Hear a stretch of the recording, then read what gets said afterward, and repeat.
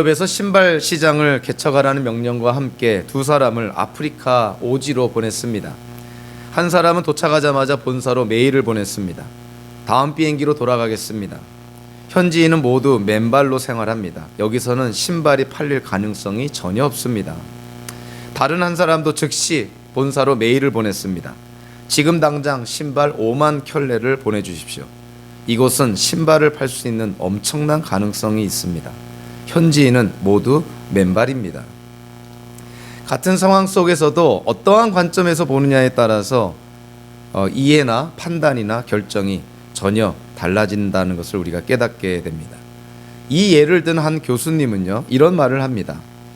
제가 볼 때는 아직 예수를 믿지 않는 그냥 일반인이라고 생각을 하는데요, 생각이나 관점에 따라 나타나는 결론이 극명하게 달라진다고 하면서 99%의 사람은 현재를 보면서 미래를 예측하고 1%의 사람만 미래를 내다보면서 지금 현재를 어떻게 해야 하는지를 결정한다, 이렇게 말씀을 합니다. 그러면서 그는 그 결과는 후자에 속하는 1%의 사람이 성공한다고 결론을 내립니다. 그리고 대부분의 사람은 그 1% 사람을 이해하기 어렵다고 말하면서 나중에 그 진가를 깨닫고 땅을 치기도 한다, 이런 말을 합니다. 근데 그분의 그 글을 이렇게 읽어보면서 제가 좀 생각을 하게 됐는데요, 가만히 바라보면 이 1%에 해당되는 사람, 즉 미래를 바라보면서, 즉 미래를 중심으로 해서 현재를 바라보는 사람들이 성공한다 그랬는데, 이 1%에 해당되는 사람들 가운데 당연히 기독교인들이 있다고 저는 확신을 합니다. 왜냐하면 기독교인들이 갖고 있는 관점이라는 것은 현재를 통해서 불투명한 미래를 바라보는 것이 아니라 확정된 미래를 통해서 현재를 바라보기 때문입니다. 기독교인들은 미래에 대해서 하나님의 약속이 있는 것이죠. 그래서 저와 여러분들은 예수 그리스도 안에서 우리에게 확정된 미래가 있다는 것입니다. 그래서 그 확정된 미래를 통해서 현재를 어떻게 살아가야 될 것인가, 그것을 우리가 함께 고민하며 우리가 이 땅을 살아간다는 것이죠.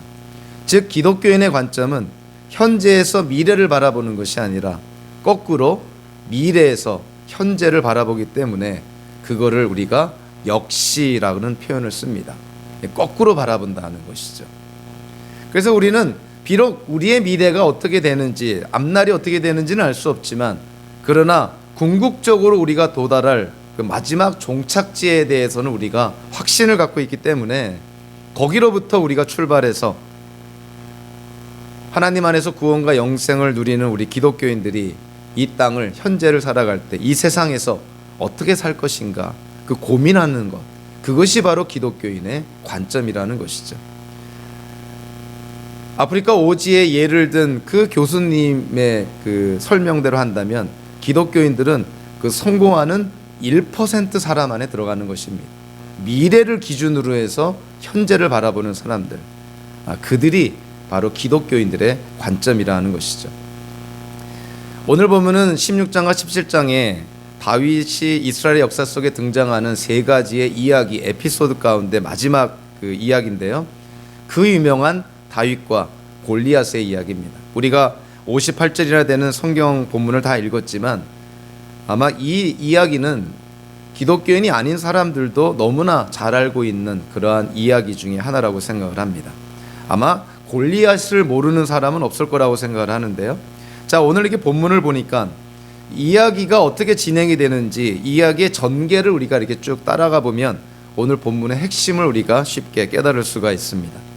먼저 1절부터 11절까지를 보니까, 자, 누가 중심에 나오냐면 드디어 오늘 본문에서 이 골리앗이 등장하게 됩니다.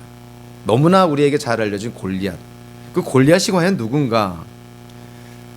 본문을 통해서 우리가 알 수 있는 것은 골리앗은 블레셋 사람이었고, 그리고 블레셋의 5대 성읍 가운데 하나인 가드 출신의 이 장군이었다, 이렇게 성경은 묘사하고 있습니다.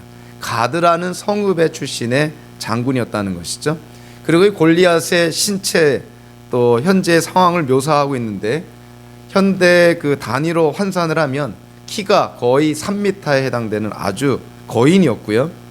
갑옷의 무게가 57kg, 그리고 그가 휘두르는 창날의 그 무게가 7kg이나 되는 아주 무거운 그러한 창을 휘둘고 있는 아주 어마무시한 장군이었다는 것이죠. 그러니까 외형적으로만 바라보면 도대체 상대할 수 없는 사람이 바로 이 골리앗이었던 것이죠. 자, 이 골리앗이 나와서 오늘 본문을 보니까 40일 동안이나 이스라엘 군대 앞에서, 지금 이스라엘과 블레셋이 양쪽 언덕배기에서 진을 치고 서로 대치하고 있는데 그 중간에 있는 골짜기의 이름이 엘라 골짜기입니다. 그래서 그 엘라 골짜기에 이 블레셋의 장군인 골리앗이 나와가지고 이스라엘 군대를 향해서 고래고래 고함을 치면서 지금 모욕을 하고 있는 것이죠. 너희들 누구든지 한 사람 내려보내라. 나와 1대1로 대표전을 하자는 것이죠. 대장전을 하자. 맞짱을 뜨자. 이긴 사람이 전쟁에서 이기는 거로 하자. 그만큼 골리앗은 싸움에 전쟁터에서 잔뼈가 굵은 아주 장군 중의 장군이었던 것이죠. 그래서 이스라엘 백성들에게 고함을 칩니다. 근데 40일 동안 이스라엘 군인 중에서 어느 누구도 이 골리앗과 싸울 엄두를 내지 못했던 것이죠. 자, 이스라엘 군인들 가운데서 그래도 골리앗과 싸울 만한 사람이 누구였냐면 사울밖에 없습니다. 왜냐하면 사무엘기상 9장과 10장에 보니까 이 사울의 신체에 대해서 어떻게 표현하고 있냐면 다른 이스라엘 사람들보다 어깨만큼이나 어깨 위만큼이나 더 키가 큰 사람이 사울이었다, 이렇게 묘사합니다. 그러니까 이스라엘 사람들 중에서 그래도 장신에 속한 사람이 사울이었고, 사울 또한 전쟁에서 아주 잔뼈가 굵은 장군이었던 것이죠. 그래서 골리앗과 싸울 사람은 사실은 사울밖에 없습니다. 그런데 오늘 11절에 보니까 어떻다고 되어 있습니까? 사울과 온 이스라엘이 그 골리앗 앞에서 몹시 놀라고 떨기만 하였다, 이렇게 말하고 있습니다. 사울 왕이 목숨을 걸고 어떻게 보면은 죽음을 불사하고 이스라엘을 대신하여서 하나님의 이름으로 골리앗과 나와서 싸웠어야 되는 것이죠. 그런데 사울은 떨기만 하였다, 그렇게 말하고 있습니다. 왜 그랬을까요? 그것은 16장 14절에서 그 단서가 나와 있죠. 사울에게서는 주님의 영이 떠났고, 하나님의 영이 떠난 사울, 인간적이고 세상적인 관점에서 골리앗을 바라보니 자기가 상대가 되지 않는 것이죠. 나가봤자 이거는 죽을 게 뻔하니까 나가지도 못하고 벌벌 떨고 있었던 사울의 모습, 하나님의 영이 떠난 사울의 모습, 그저 평범한 한 사람에 불과했던 것이죠. 자, 오늘 본문에서요, 우리가 좀 눈여겨봐야 될 것이 뭐냐면 블레셋의 이 장군인 골리앗이 어디 출신이라고 말하고 있냐면 가드 출신이다, 이렇게 말합니다. 블레셋에는 5개 중요한 성읍이 있는데 그 중에 하나가 가드였던 것이죠. 그런데 가드에서 이 골리앗이라는 이 괴물 같은 이 장군이 출현하게 된 데에는 역사적인 배경이 있습니다. 모세의 뒤를 이어서 여호수아가 이스라엘의 지도자가 되어서 가나안 땅에 들어가게 되죠.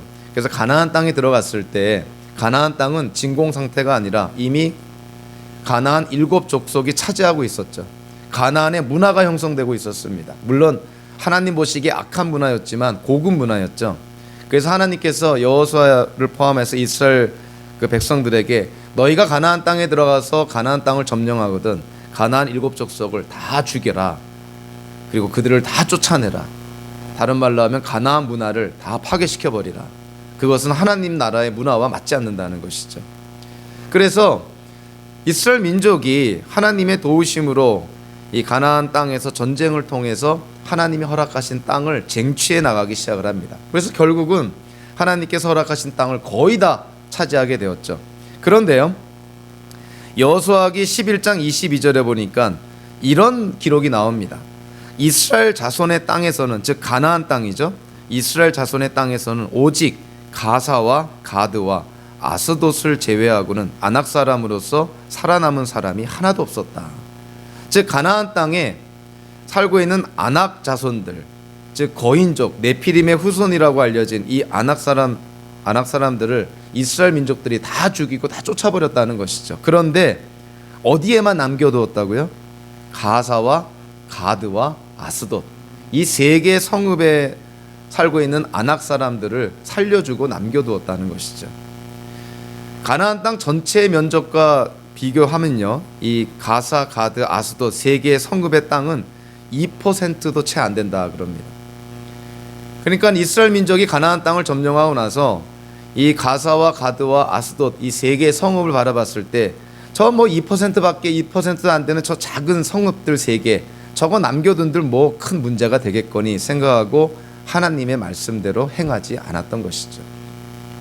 쉽게 말하면 그 100%의 땅이 있다면 98%의 땅은 하나님의 말씀대로 점령을 했지만 2%의 땅은 하나님의 말씀대로 행하지 않았다는 것이죠. 2% 불순종한 거는 결국 불순종인 것이죠. 물에 0.001% 소금이 들어가도 그거는 소금물입니다.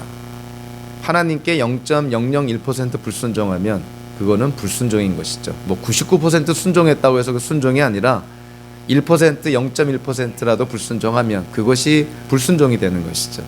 이스라엘 민족이 가나안 땅을 하나님께로부터 약속의 땅으로 받았는데, 기업으로 받았는데 하나님의 말씀대로 100% 순종하지 않습니다. 그 2% 땅에 해당되는 세 개의 성읍 가사와 가드와 아스돗을 하나님의 말씀대로 행하지 않았던 것이죠.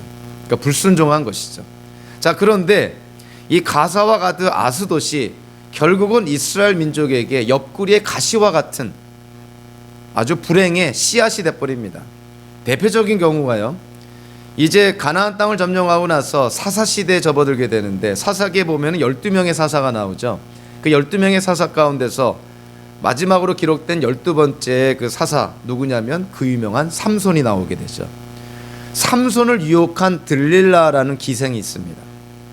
그 기생의 유혹에 빠져서 삼손은 두 눈도 뽑히고 머리털도 잘리고 결국은 비참하게 죽게 되죠.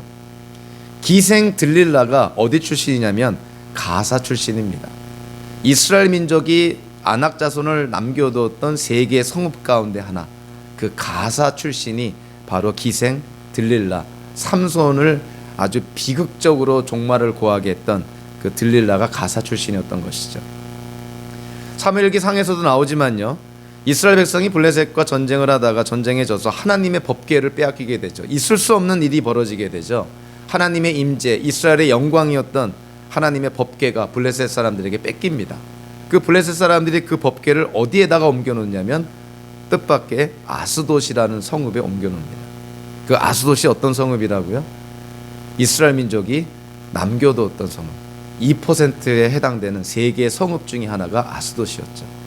자, 오늘 본문에서 이스라엘을 모욕을 하고 지금 이스라엘 모든 군대를 공포에 떨게 만들었던 골리앗이 어디 출신이라고요?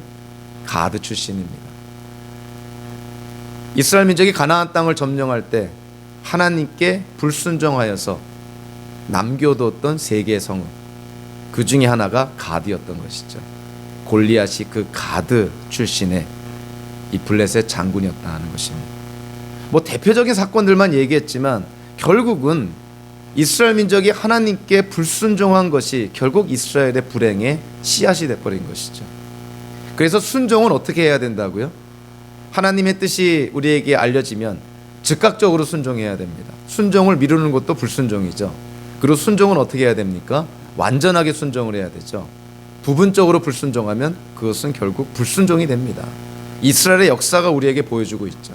하나님께서 경고하죠. 너희가 이 가나안의 7 족속을 다 쫓아내지 못하면 결국 그들이 너희에게 옆구리에 가시가 되고 너희에게 아마 걸림돌이 될 것이다. 그러니까 그들을 다 쫓아내라. 이스라엘 민족이 가나안 땅을 점령하고 나서 힘이 있었음에도 불구하고 가사와 가드, 아스돗 세 개의 성을 보니까 뭐 2%도 안 되는 작은 땅덩어리에 불과한 이 세 개의 성읍, 저거 남겨둔들 이스라엘 민족에게 무슨 큰 위협이나 될까, 이렇게 안일하게 생각했던 것이죠. 그러나 이스라엘 역사 속에서 결국 하나님께 불순종한 그 이스라엘의 판단이 결국은 나중에 옆구리에 가시가 돼서 두고두고 블레셋 때문에 이스라엘 민족이 어려움을 당하는 걸 보게 됩니다. 오늘 본문이 바로 대표적인 경우 가운데 하나인 것이죠. 가드 출신의 이 블레셋의 장군 골리앗, 그가 나타나서 이스라엘 군인들을 그렇게 모욕하고 있는 것입니다. 골리앗의 등장을 언급하고 나서 이 사무엘기 저자가 이제 12절 이후로부터요, 이제 화제를 바꿉니다. 장소를 바꾸죠. 자, 어디로 바꾸냐면 이제 골리앗이 아닌 다윗에게 초점을 맞춥니다. 그래서 12절 이후로부터 쭉 보니까 다윗에 대한 언급이 나옵니다. 다윗은 베들레헴에 살고 있는 이새라는 사람의 8번째 아들, 막내 아들 다윗. 그리고 다윗은 양을 치고 있었던 그런 막내 아들. 뭐 별 볼 일 없는 존재. 요즘 말로 하면 3D에 해당되는, 그렇게 사람들로부터 천대받았던 그 양치기, 그 일을 하고 있던 막내 다윗. 첫 번째 세 아들이 다 사울을 따라서 전쟁터에 갔으니 이새가 그 세 아들의 그 안부를 묻고자 다윗에게 심부름을 보냅니다. 그래서 다윗이 그 아버지의 그 지침대로 이 엘라 골짜기로 이 형들을 찾아와서 안부를 묻게 되는 것이죠. 그 과정이 12절부터 30절까지 쭉 나와 있습니다. 자, 근데 여기서 우리가 좀 눈여겨봐야 될 것이 뭐냐면은 20절에 보니까 이런 말이 나옵니다. 다음날 아침에 다윗은 일찍 일어나 양떼를 다른 양치기에 맡기고, 이게 맡겼다라는 단어가 나오죠. 자, 22절에 보니까 다윗이 이제 전쟁터에 도달했을 때 가지고 온 짐을 군수품 담당자에게 맡기고, 이렇게 표현합니다. 맡겼다라는 단어가 또 나오는 것이죠. 자, 그런데 이 맡겼다, 맡기다라고 번역된 이 히브리어 나타시라는 이 히브리어의 주된 의미가 뭐냐면 버린다라는 의미입니다. 버린다. 히브리어 성경에, 구약 성경에서 이 나타시라는 단어가 40회나 사용이 되는데 과반수의 그 주된 의미가 버린다라는 의미로 사용이 됩니다. 그래서 오늘의 이 본문을요, 좀 주된 의미로 우리가 번역을 하면 다윗이 양떼를 다른 양치기에게 버리고, 이런 뜻입니다. 22절에서 가지고 온 짐을 군수품 담당자에게 버리고, 이런 뜻이에요. 그래서 성경학자들이 이거를 조금 영적으로 이해를 합니다. 어떻게까지 이해를 하냐면 다윗이 집안에서 막내 아들 양이나 치고 있었던 별볼일 없는 존재였던 이 다윗이 아버지의 심부름을 받아서 전쟁터에 왔다가 결과론적으로는 이스라엘의 전쟁의 영웅으로 등극하게 되죠. 결국 이스라엘의 왕으로 이렇게 세워지게 되는데, 다윗이 이스라엘의 전쟁의 영웅으로 등극하기 위해서 다윗이 버려야 됐던 것이 있다는 것이죠. 자, 뭘 버렸다는 것이죠?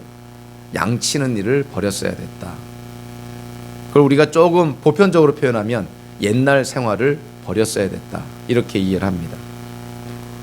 두 번째로 뭘 버렸다고 되어 있냐면 아버지로부터 심부름 받은 일을 지금 버려야 됐다는 것인데, 자, 막내 아들로서 양이나 치고 있던 다윗이 지금 전쟁터에 와서 짐을 다른 사람에게 맡기고 버렸다는 것은 지금 심부름꾼으로서의 자기의 낮은 자존감을 버려야 됐다, 이렇게 이해를 합니다. 나중에 나오지만 사울이 입고 있던 갑옷, 사울이 사용하고 있던 무기까지도 다윗은 다 버립니다. 그리고 자기가 사용하는 그런 돌멩이 가지고, 그리고 무장하지 않은 상태에서 그냥 평상복으로 골리앗과 싸우러 나가게 되는 것이죠.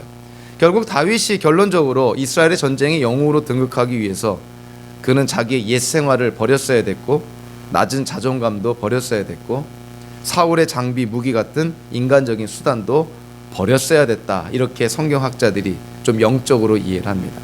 상당히 의미 있는 그러한 해석이라고 저는 생각을 합니다. 현대를 사는 우리 기독교인들도 기독교인이 되어서 하나님께 쓰임받고자 할 때 우리는 적어도 한 번쯤은 그런 기도를 한다고 저는 생각을 합니다. 하나님께 좀 쓰임받기를 원하는 그런 기도를 한 번쯤은 했을 거라고 생각을 합니다. 그런데 우리가 하나님께 쓰임받기 위해서는 하나님이 우리를 사용할 수 있을 그런 준비가 돼 있어야 된다는 것이죠. 근데 우리가 하나님께 쓰임받기 위해서, 하나님이 우리를 사용하시기 위해서 우리는 어떤 준비를 해야 될까요? 뭐 대단한 걸 갖춰야 됩니까? 스펙을 갖춰야 됩니까? 대단한 업적을 이루어야 되나요? 그렇지 않습니다. 성경을 통해서 우리가 깨닫는 것은 우리가 하나님께 쓰임받기 위해서는 우리 자신을 부인해야 됩니다. 오늘 본문의 표현대로 하면은 버려야 된다는 것이죠. 자, 뭘 버려야 될까요? 저와 여러분들, 하나님께 쓰임받기 위해서 우리가 버려야 될 것이 뭐가 있을까요? 제가 생각할 때는 엄청 많을 거라고 생각을 합니다. 저는 아직도 버리고 있습니다. 아마 여러분들도 아직도 버리고 있을 거라고 생각을 합니다. 버려야 된다는 것이죠. 다른 말로 하면 내려놓아야 된다는 것이죠. 또 다른 측면으로 바라보면 힘을 빼야 된다는 것이죠. 하나님께 쓰임받기 위해서 우리가 붙들고 있는 거 내려놔야 되고, 우리가 붙잡고 있는 거 포기해야 되고, 어깨에 힘들어간 거 힘 빼야 된다는 것이죠. 자, 하나님께 누가 쓰임받을까요? 힘이 없는 사람, 세상적으로 봤을 때 부족한 사람, 하나님만을 의지하는 사람, 그들이 하나님께 쓰임받습니다. 내 힘으로 뭔가 해보겠다고, 내 지혜로, 내 기술로, 내 노력으로, 내 힘으로 뭔가 해보겠다는 것, 하나님께서 그런 사람 쓰지 않습니다. 서로 일이 잘 되면 누구에게 영광 돌립니까? 인간의 죄성은 자기에게 영광 돌립니다. 그러나 우리가 아무 능력이 없고 하나님만을 의지해서 하나님의 방법대로만 했을 때 좋은 열매와 결실이 맺으면 당연히 하나님께 영광이 돌려지게 되죠. 그래서 저와 여러분들이 이 땅을 살면서 정말 하나님께 쓰임받기 원하면요, 힘을 빼야 됩니다. 버려야 되는 것이고요, 십자가 앞에 우리의 자랑거리 다 내려놔야 되는 것이죠. 다윗이 그 전쟁의 영웅으로 등극하기 위해서 옛 생활도 버리고 낮은 자존감도 버리고 인간적인 수단도 버렸다는 거 우리가 꼭 기억할 필요가 있습니다. 오늘의 이야기는 이제 그 핵심적인 부분으로 나아갑니다. 골리앗이 등장하고 다윗이 등장하게 되는 것이죠. 31절부터 58절 마지막 후반부까지 저는 어디에다 초점을 맞췄냐면, 여기에 등장하는 사람들의 관점의 차이를 저희가 한번 거기에 초점을 맞췄습니다. 과연 이들은 어떠한 관점을 갖고 있는 자들인가? 제일 먼저 골리앗부터 한번 볼까요? 자, 골리앗은 어떠한 관점으로 살아가고 있는 사람인가? 자, 5절부터 7절까지를 보니까 골리앗은 온몸에 중부장했고요, 그리고 방패를 든 부하까지 대동합니다. 그러니까 얼굴만 빼놓고는 모든 것을 막을 수 있는 중부장한, 완전 부장한 그런 골리앗을 보게 되는 것이죠. 이 골리앗은 성경에도 보니까, 오늘 본문에도 보니까 이스라엘 군대를 모욕합니다. 하나님 안중에도 없는 자야. 그러니까 이스라엘 군대 완전히 너무나 난장이처럼 보였겠죠. 3m나 되는 이런 거구가 이스라엘 백성들을 바라보니 난장이처럼 보였으니 아주 우습게 보고 이스라엘 군대를 모욕합니다. 나중에 다윗이 자기와 싸우러 나오는 모습을 보고 막대기 들고 나오는 다윗을 바라보면서 나를 개로 여기느냐, 그 정도로 다윗을 아주 모욕을 합니다. 그러니까 골리앗이 갖고 있는 논리가 뭐예요? 힘의 논리입니다. 힘의 논리. 내가 힘이 있다는 것이죠. 그래서 이스라엘은 안중에도 없는 거예요. 눈에 보이는 어떤 그 물질적인 거, 눈에 보이는 현상만 바라보니까 골리앗은 두려운 게 없는 것이죠. 골리앗의 관점은 좀 물질주의라든가 세속주의라든가 자연주의라든가 어떤 세계관적인 그러한 세계관에 관련된 그런 용어로 이렇게 표현이 됩니다. 그런데 놀라운 것은요, 이 본문을 보면서 깨닫는 것이 있는데, 골리앗이 힘의 논리를 핍니다. 그래서 겉으로 드러난 현상만 가지고, 물리적인 그러한 모습만 가지고는 자기를 이길 사람이 없는 것이죠. 객관적으로 봤을 때 골리앗을 이길 사람이 없습니다. 그런데 이 힘의 논리 속에 하나의 역설적인 그런 현상이 나타납니다. 골리앗은 장군 중에 장군이었고 전쟁터에서 잔뼈가 굵은 아주 뛰어난 장수였으면 분명하겠죠. 그는 두려운 것이 없는 사람으로 보입니다. 그런데 그가 왜 중무장을 했을까? 왜 방패를 든 부하까지 대동을 했을까? 좀 모순된다고 생각 안 되세요? 아니, 이스라엘 군대를 40일 동안 고함고함을 지르면서 누구든지 나와서 나랑 싸우면 내가 이길 자신이 있어서 고함고함 지르는 이 골리앗, 그런데 왜 중무장을 했을까? 왜 방패를 든 부하까지 들고 나갔을까? 그것이 우리에게 주는 의미가 뭡니까? 골리앗은 힘의 논리를 피고 있지만, 자기는 힘이 있다고 생각하지만 그의 잠재의식 속에서는 두려운 것이 있는 것입니다. 두려우니까 완전 부장을 한 것이죠. 두려우니까 방패 든 부하까지 데리고 나간 것이죠. 골리앗이 뭐가 두려웠을까요? 모르긴 해도 죽음 앞에 두려워하지 않는 사람은 없을 것입니다. 골리앗 아니라 그 어떤 사람도 죽음이라는 현실 앞에서 두려워하지 않을 사람이 없는 것이죠. 골리앗이야말로 객관적으로 보면 무장할 필요도 없이 칼 하나 들고 나가서, 부하도 데리고 나갈 필요도 없이 칼 하나 들고 나가서 정말 싸우는 그러한 모습이 오히려 맞을 것 같은데, 골리앗이 중무장을 하고 부하를 데리고 나가서 그렇게 싸움을 걸어옵니다. 그러니까 모순되는 것이죠. 좀 역설적인 것이죠. 그게 어떻게 보면 인간의 모습인 거예요. 강한 것 같지만 약한 모습. 두려운 것이 없어 보이지만 그러나 죽음 앞에 어쩔 수 없이 두려워하는 인간의 모습.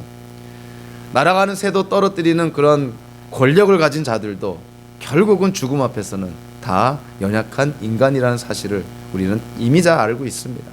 골리앗도 예외가 아닌 것이죠. 골리앗도 연약한 인간에 불과했다는 것이죠. 자, 골리앗의 관점. 두 번째로 우리가 볼 것은 이스라엘과 사울의 관점입니다. 이스라엘과 사울은 어떠한 그런 관점을 갖고 있는가? 자, 골리앗이 그 괴물과 같은 어마무시한 장군이 나와서 고함을 치르면서 모욕을 하는데도 이스라엘과 사울은 꼼짝을 못합니다. 무서워 떨고 도망 다니기 바쁩니다. 오히려 사울은요, 골리앗과 싸우겠다는 다윗을 말립니다. 너 싸우면 안 된다. 도대체 이스라엘과 사울이 갖고 있는 관점이라는 것이 무엇인가? 블레셋의 장군인 골리앗의 관점과 이스라엘과 사울이 갖고 있는 관점이 과연 뭐가 다르냐는 것이죠. 제가 보니까 다를 바가 없습니다. 이스라엘도 사울도 골리앗과 똑같은 관점을 갖고 있는 것이죠. 눈에 보이는 현상, 눈에 보이는 물질 세계, 그걸로 판단한 거예요. 그러니까 자신이 없는 것이죠. 무서운 것이죠. 감히 골리앗 앞에 나갈 수가 없었던 것이죠. 공포에 떨고 도망 다녔던 것이죠. 여러분들, 이스라엘과 사울, 하나님과의 관계에서 이들이 어떠한 존재입니까? 이스라엘은 하나님의 백성이죠. 하나님께서 언약을 맺은 백성이죠. 하나님이 되어주신 백성이 이스라엘이죠. 사울은 비록 지금 하나님께 버림을 받긴 했지만 사무엘을 통해서 기름 부음 받아 이스라엘의 초대 독립왕국의 왕이 된 사람이죠. 자, 이스라엘과 사울은 어떠한 존재입니까? 하나님과의 관계를 보면 하나님의 그런 백그라운드 안에서, 하나님의 보호하심 아래서 놓여 있는 그런 하나님 나라의 백성들이었던 것이죠. 그런데 이들이 보여준 모습은 하나님을 인정하지 않는, 하나님을 모르는 블레셋 골리앗과 전혀 다를 바가 없었다는 거예요. 저는 이것이 더 불행한 일이라고 생각을 합니다. 블레셋 사람들, 골리앗, 하나님을 인정하지 못하고 하나님을 아예 받아들이지도 않는 그들의 모습 당연한 것이죠. 그러나 이스라엘과 사울이 어떻게 이러한 모습을 보여줄 수가 있을까?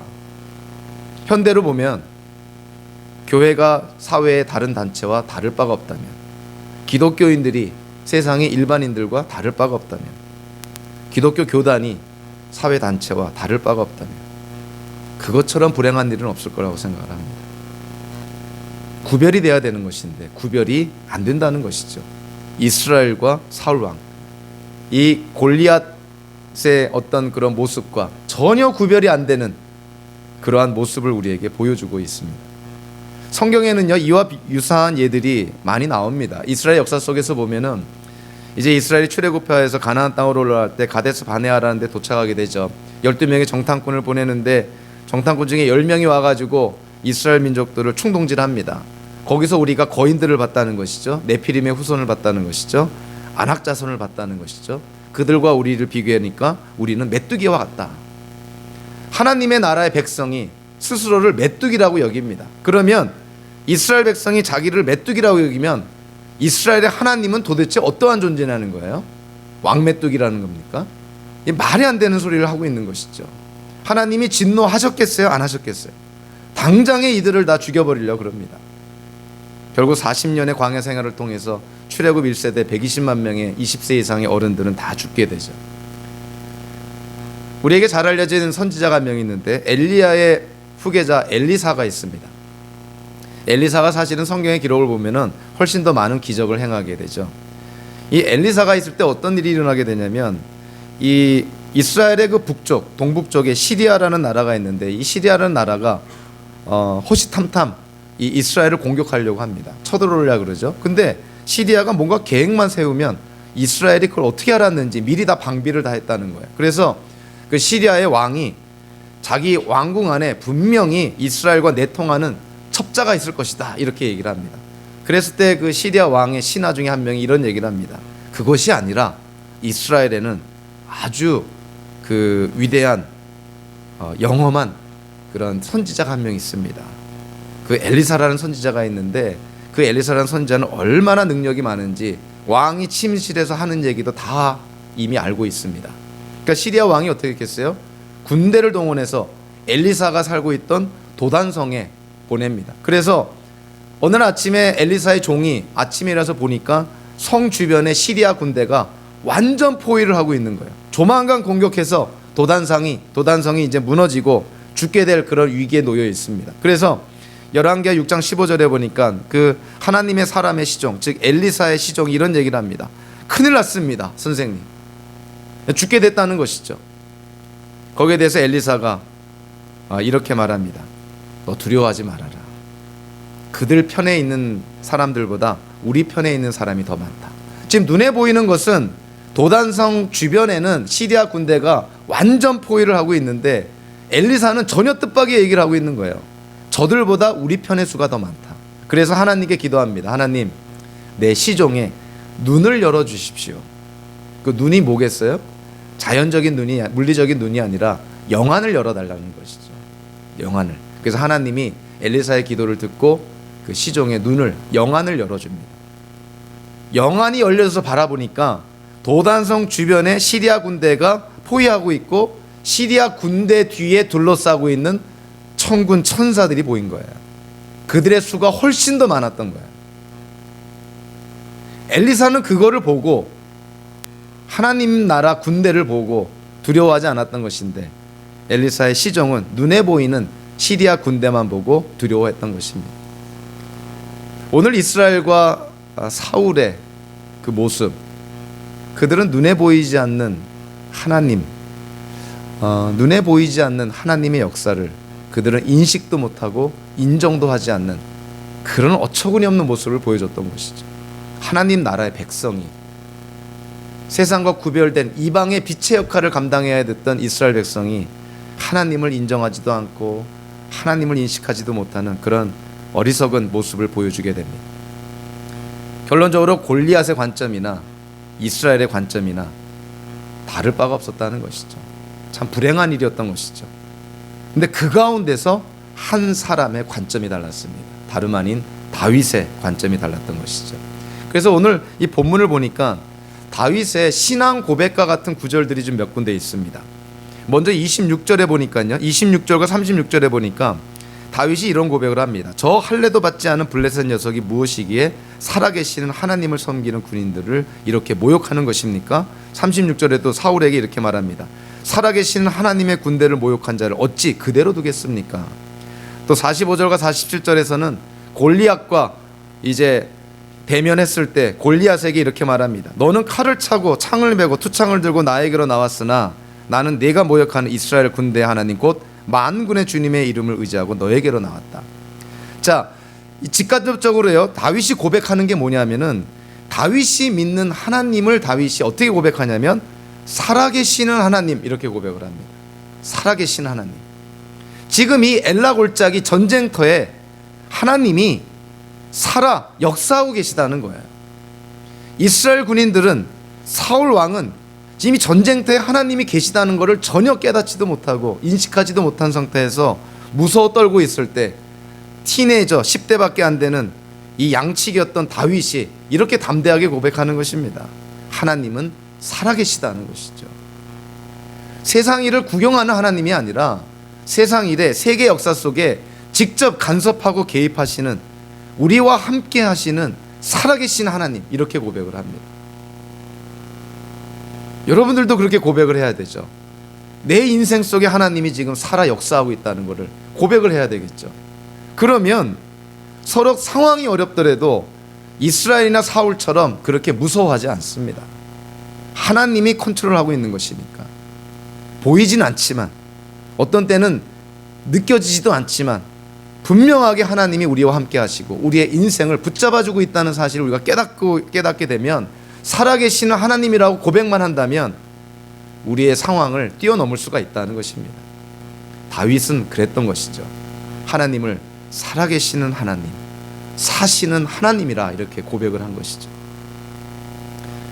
두 번째로 다윗이 하나님을 또 어떻게 고백하냐면요, 35절과 37절에 보니까 같은 단어가 반복해서 나옵니다. 자, 눈썰미가 있는 분들은 좀 찾아볼 수가 있을 텐데 35절에 이렇게 말하고 있죠. 저는 곧바로 뒤쫓아가서 그 놈을 쳐 죽이고, 즉 이 다윗이 그 보호하고 있던 그 양을 훔쳐간 사자나 곰을 얘기합니다. 그 놈을 쳐 죽이고 그 입에서 양을 꺼내어 살려내곤 하였습니다. 살려내다라고 번역된 이 히브리어가 나찰이라는 단어인데, 이 단어가 주는 의미가 뭐냐면 구원하다라는 의미입니다. 구하다, 구출하다, 구원하다. 그래서 자기가 양치기로서, 목자로서 자기 책임하에 있는 양을 자기가 구원했다는 거예요.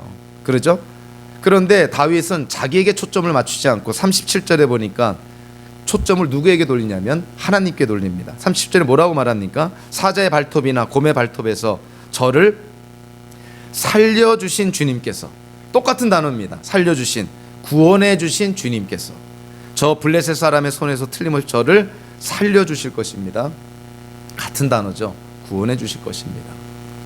즉 다윗이 여기서 고백하는 것이 뭐냐면, 내가 믿는 살아계신 하나님, 그 하나님을 어떻게 고백하는 거예요? 구원의 하나님이십니다. 나를 구원해 주신 하나님, 나를 구출해 주신 하나님, 나를 지켜 주신 하나님. 내가 양떼를 목숨을 걸고 지켰던 것처럼 하나님이 나를 지켜 주시고, 지금 저 사자나 곰 같은, 저 짐승 같은 골리앗에서 나를 분명히 구원해 주실 것입니다. 다윗이 그렇게 고백하고 있는 것이죠. 자, 다윗의 용기는 어디에서 나온 것이냐면 다른 데서 나온 것이 아닙니다. 굉장히 신학적인 것이죠. 다윗의 용기는 하나님에 대한 이해로부터 출발합니다. 하나님이 살아계시고 하나님이 구원하시는 하나님이시니 그 하나님 때문에 내가 지금 골리앗에게 나간다는 거예요. 다윗의 용기는 신학적인 것입니다. 근거 없는 용기가 아닌 것이죠. 자기 근육 믿고 설치는 것이 아닌 것이죠. 하나님 때문에 용기를 낸다는 것이죠. 하나님 때문에. 다윗의 고백이 저와 여러분들의 고백이 되기를 원합니다. 우리도 우리가 믿는 하나님이 살아계시는 하나님이라고 고백을 해야 됩니다. 그리고 우리가 믿는 하나님이 우리를 구원하시는 하나님이심을 고백을 해야 되겠죠. 그럼 우리가 이 땅을 살아갈 때 뭐가 두렵겠냐는 거예요. 뭐가 두렵겠습니까? 하나님이 살아 우리 인생 속에 역사하시고 우리가 어려움에 있을 때 하나님이 우리를 구원해 주시는 하나님이시라면 우리가 두려워할 일이 뭐가 있겠냐는 거예요. 다윗의 용기는 겁신경이 없어서 용기를 낸 것이 아니라 하나님 때문에 용기가 났다는 것이죠. 하나님 때문에, 하나님이 있기 때문에, 다윗은 하나님을 믿기 때문에 용기를 냈다는 것입니다. 다윗이 골리앗을 이길 수 있었던 비결이 두 가지가 있는데요. 첫째는 여태껏 설명했던 관점의 차이죠. 다윗이 갖고 있던 관점, 하나님 중심적인 관점이죠. 하나님이 살아계시고 구원의 하나님이시니 승리를 주실 거라고 믿어 의심치 않았던 것이죠. 근데 그것만 있었던 것이 아닙니다. 다윗이 골리앗을 이길 때 어떠한 방법, 어떠한 그 수단이 사용이 되나요? 다윗이 평상시에 익혔던 삶의 능력이 발휘가 된 것이죠. 다윗의 일이 뭐였습니까? 양치는 목자였던 것이죠. 양을 칠 때 다윗이 연습했던 게 뭡니까? 돌멩이 던지는 거 연습했겠죠. 그래서 오늘 본문을 통해서도 간접적으로 우리가 깨닫는 것이 뭐냐면 사자나 곰이 양을 훔쳐서 물어서 이게 막 달려가면 돌멩이를 던졌다 하면 백발백중이었다는 거예요. 결국 골리앗에게 돌을 한 번 던지죠. 10개를 던져가지고 하나가 맞힌 게 아니라 한 번 던졌는데 그게 이마에 정중에 맞아가지고 결국 그것 때문에 골리앗이 죽게 되는 것이죠. 자, 다윗이 그 돌멩이를 잘 던지는 그 기술, 그거 타고났을까요? 연습했을까요? 여러분들 어떻게 생각합니까? 탤런트라고 생각합니까? 돌 던지는 것이? 저는 그렇게 생각하지 않습니다. 양떼를 치면서 다윗이 그 양을 지키는 목자로서 돌 던지는 연습을 얼마나 많이 했을까요? 그러니까 골리앗과 그 절대절명의 순간에서 1대1로 싸우는 그 장면에서도 달려가면서 한 번 돌을 던졌는데 어딜 맞췄다고요? 이마의 중간 급소를 맞췄다는 것입니다. 아마 수만 번, 수십만 번, 수백만 번 연습을 했을 것 같아요, 다윗이. 그러니까 그 절대절명의 순간에 한 번에 급소를 맞춰 이 골리앗을 죽이지 않습니까?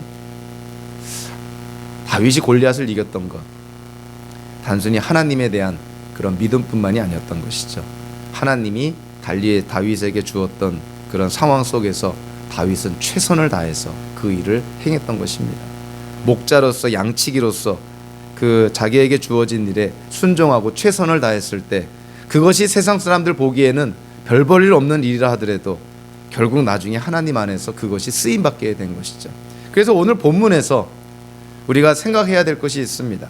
하나님 중심적인 관점을 가져야 되고 하나님에 대한 절대 믿음과 신뢰가 있어야 되겠죠. 또 하나는 다윗은 목자로서 충실한 삶을 살았던 것처럼 저와 여러분들의 삶 속에서 우리가 지금 무엇을 하든지 간에 하나님이 우리에게 허락하신 일은 항상 의미가 있다는 것입니다. 무의미한 일은 없다는 것이죠. 우리에게 주어진 일 우리가 순종하고 충성을 다하고 최선을 다하면 하나님 때가 됐을 때 하나님의 계획 속에서 현재 우리가 최선을 다한 일이 하나님께 쓰임을 받는다는 것입니다. 다윗이 아주 대표적인 경우였던 것이죠. 그 양이나 치던 목동이 그때 훈련했던 돌 던지는 것이 골리앗을 죽이고 이스라엘의 영웅으로 세워지는데 쓰임받을 줄 누가 알았겠습니까? 그거는 하나님만이 아시는 일이죠. 그래서 저와 여러분들 지금 어떠한 상황 속에서 어떠한 위치에서 무슨 일을 하든지 간에 하나님 안에서 주어진 일은 무의미한 일이 없습니다. 분명히 미래에 하나님 안에서 쓰임받게 될 것입니다. 다윗을 통해서 저와 여러분들 우리도 하나님 중심적인 관점을 가져야 되겠구나. 눈에 보이는 현상에 의지해서 물리적인 현상에 의지해서 세상을 판단하는 것이 아니라 하나님 중심적으로 세상을 판단해야겠구나. 그리고 우리에게 주어진 상황 속에서 최선을 다해야 되겠구나. 이와 같은 삶을 통해서 하나님께 영광을 돌리는 성도의 삶을 사시기를 주님의 이름으로 축원합니다. 기도하겠습니다. 하나님 아버지, 다윗과 골리앗의 이야기는 정말 너무나 잘 알려진 얘기입니다. 특별히 오늘 말씀을 통해서 우리가 꼭 기억해야 될 것 다시금 깨닫게 하여 주심에 감사를 드립니다.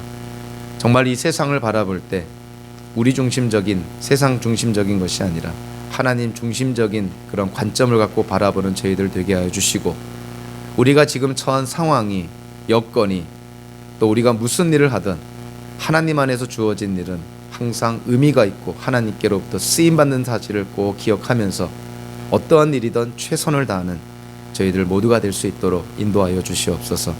예수님의 이름으로 기도하옵나이다. 아멘. 우리 다음